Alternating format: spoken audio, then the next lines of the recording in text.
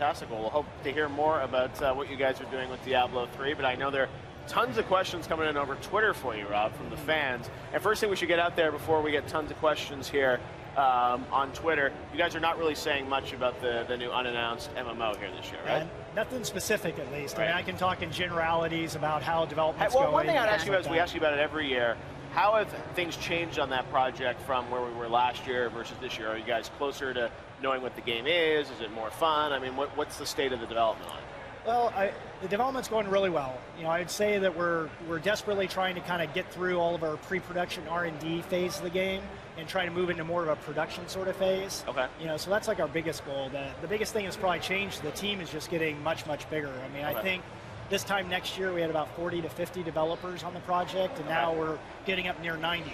Oh, wow. Which sounds like a lot. Yeah. You know, and that's, you know, getting to be a bigger team. But again, you know, such a big game, and it's all brand new technology that it just takes a while before you can really get all the tools. New game engine, everything is all brand new. Wow. Yep, everything's pretty much brand new for this one. So, and you know, we have a lot of great developers, a lot of great technology, but you know, we're building it all. And the biggest thing about when you're building an MMO, you know, it's going to have a lot of content in it.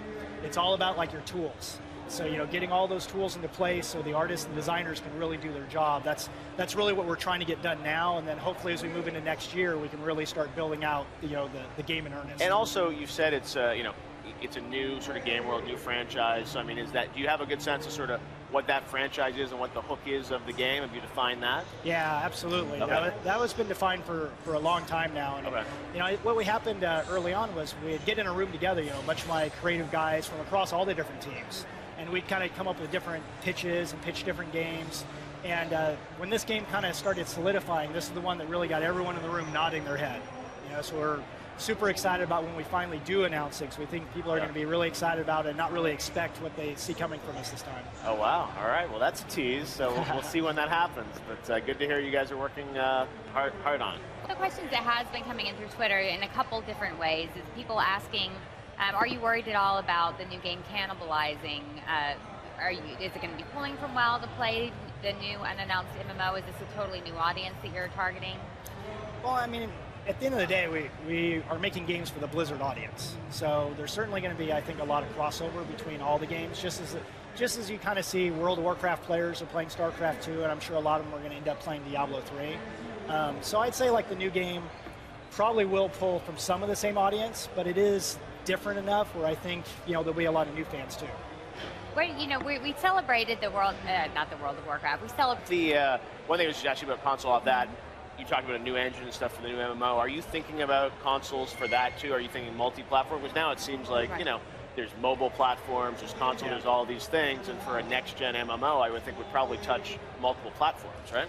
It's something we're really excited about exploring, but the tricky thing is, you know, already with the game, it's going to be huge, and just trying to get all the technology into place and the rest, it's something we are thinking about, but it's something that's a little bit further down the line. Not to mention the fact that I think if we were going to do a console release for that, it's probably going to be in the next generation of consoles, which we really don't know any of the details about yet. Or so you say. Yeah.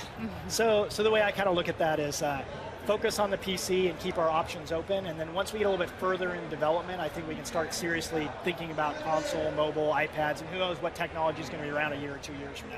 That's true. There's, you know, being project. Is that an extra thing you think for BlizzCon, or too early to tell?